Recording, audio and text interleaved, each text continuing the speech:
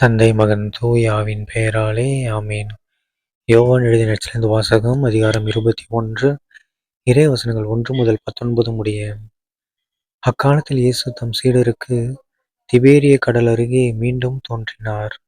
அவர் தோன்றியது இவ்வாறு: சீமோன் பேதுரு, திதிம் எனப்படும் தோமா, கலிலேயாவிலுள்ள கானாவைச் சேர்ந்த நத்தனியேல், செபதேயுவின் மக்கள் ஆகியோரோடு இயேசுவின் சீடர்களுள் வேறு இருவரும் கூடியிருந்தனர். அப்போது சீமோன் பேதுரு அவர்களிடம், நான் மீன் பிடிக்கப் போகிறேன் என்றார். அவர்கள், நாங்களும் உம்மோடு வருகிறோம் என்று கூறி போய் படகில் ஏறினார்கள். அன்று இரவு அவர்களுக்கு மீன் ஒன்றும் கிடைக்கவில்லை. ஏற்கெனவே விடியற்காலை ஆகியிருந்தது. இயேசு கரையில் நின்றார். ஆனால் அவர் இயேசு என்று சீடர்கள் அறிந்து கொள்ளவில்லை. இயேசு அவர்களிடம், பிள்ளைகளே, மீன் ஒன்றும் படவில்லையா என்று கேட்டார். அதற்கு அவர்கள், இல்லை என்றார்கள். அவர், படகின் வலப்பக்கத்தில் வலை வீசுங்கள், மீன் கிடைக்கும் என்று அவர்களிடம் கூறினார். அவர்களும் அவ்வாறே வீசினார்கள். மீன்கள் மிகுதியாய் அகப்பட்டதால் அவர்களால் வலையை இழுக்க முடியவில்லை. இயேசுவின் அன்பு சீடர் அதைக் கண்டு பேதுருவிடம், அங்கு நிற்பவர் ஆண்டவர்தாம் என்றார். அதைக் கேட்டவுடன் தம் ஆடையை களைந்திருந்த சீமோன் பேதுரு ஆடையை இடுப்பில் கட்டிக்கொண்டு கடலில் குதித்தார். மற்ற சீடர்கள் மீன்களுடன் வலையை இழுத்துக்கொண்டு படகிலேயே வந்தார்கள். அவர்கள் கரையிலிருந்து வெகு தொலையில் இல்லை, ஏறக்குறைய 100 மீட்டர் தொலைவில்தான் இருந்தார்கள். படகை விட்டு இறங்கியவுடன் கரியினால் தீ மூட்டியிருப்பதையும் அதன் மீது மீன் வைத்திருப்பதையும் அவர்கள் கண்டார்கள். அங்கு அப்பமும் இருந்தது. இயேசு அவர்களிடம், நீங்கள் இப்போது பிடித்தவற்றில் சில மீன்களை கொண்டு வாருங்கள் என்றார். சீமோன் பேதுரு படகில் ஏறி வலையை கரைக்கு இழுத்தார். வலை நிறைய பெரிய மீன்கள் இருந்தன. அவற்றின் எண்ணிக்கை 153. இத்தனை மீன்கள் இருந்தும் வலை கிழியவில்லை. இயேசு அவர்களிடம், உணவருந்த வாருங்கள் என்றார். சீடர்களுள் எவரும் நீர் யார் என்று இயேசுவிடம் கேட்கத் துணியவில்லை. ஏனெனில் அவர் ஆண்டவர்தாம் என்று அவர்கள் அறிந்து கொண்டார்கள்.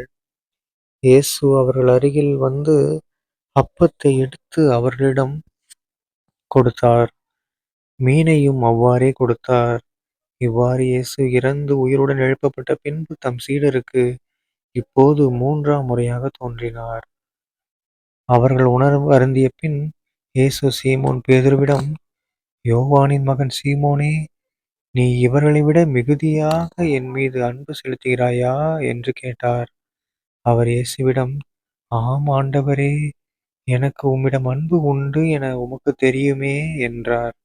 இயேசு அவரிடம், என் ஆட்டுக்குட்டிகளை பேணி வளர் என்றார். 2ஆம் முறையாக இயேசு அவரிடம், யோவானின் மகன் சீமோனே, நீ என் மீது அன்பு செலுத்துகிறாயா என்று கேட்டார்.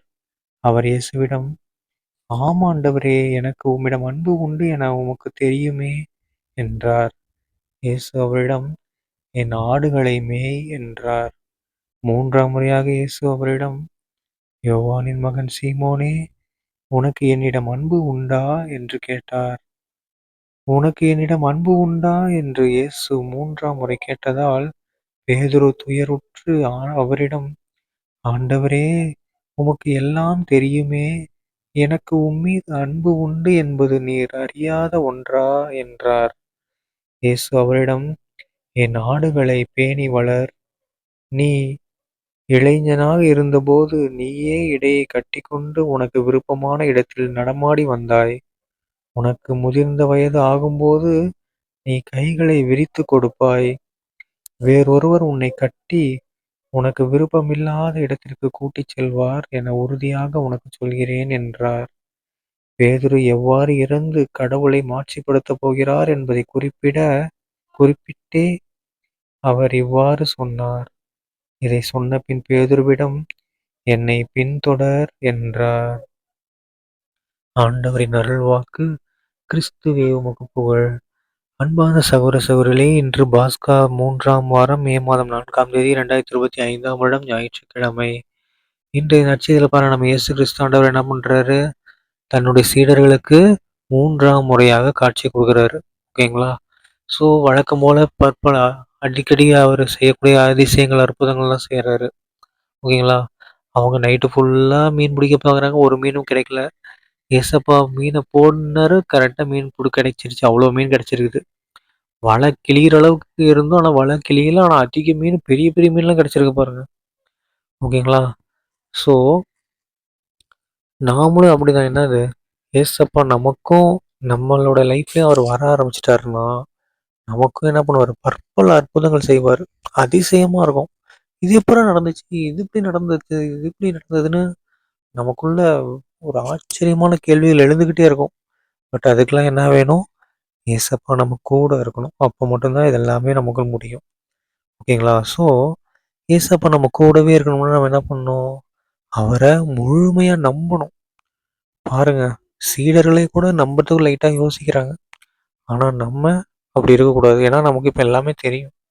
ஸோ நம்ம என்ன பண்ணணும்? முழுமையா நம்பணும். அவர் நமக்கு நல்லது செய்வாரு. நமக்கான விஷயத்த அவர் கரெக்ட்டான நேரத்துல கரெக்ட்டா குடுப்பாரு. அப்படிங்கிற விஷயத்த நாம என்ன பண்ணணும்? முழுமையா நம்பணும் அப்படின்னா, அதிசயமான விஷயம் நடக்கும். நம்ம வாழ்க்கையில. அற்புதங்கள்லாம் நடக்கும். ஏன்னா உயிர்த்த ஆண்டவர் வந்து நமக்கு அற்புதங்கள் செய்ய காத்திருக்காரு. அதுக்கு நாம இடம் குடுத்தா மட்டும் போதும். ஓகேங்களா? ஆண்டவரே என்னோட வாழ்க்கையில ஒரு அற்புதத்த குடுங்கப்பா. இந்த உயிர்ப்பு தினத்துல வந்து என் வாழ்க்கையில ஒரு மிகப்பெரிய அற்புதத்த பண்ணுங்க அப்படின்னு சொல்லி நாம எல்லாரும் உயிர்த்த ஆண்டவர்ட்ட வேண்டுவோம். கண்டிப்பா மிகப்பெரிய அற்புதங்கள நம் வாழ்க்கையில நம்ம அனுபவிக்க காத்திருப்போம். சரிங்களா? தந்தை, மகன், தூய ஆவியின் பெயராலே ஆமென். இயேசுவுக்கே புகழ், இயேசுவுக்கு நன்றி, மரியே வாழ்க. இயேசுவின் ரத்தம் ஜெயம். அல்லேலூயா. Praise the Lord.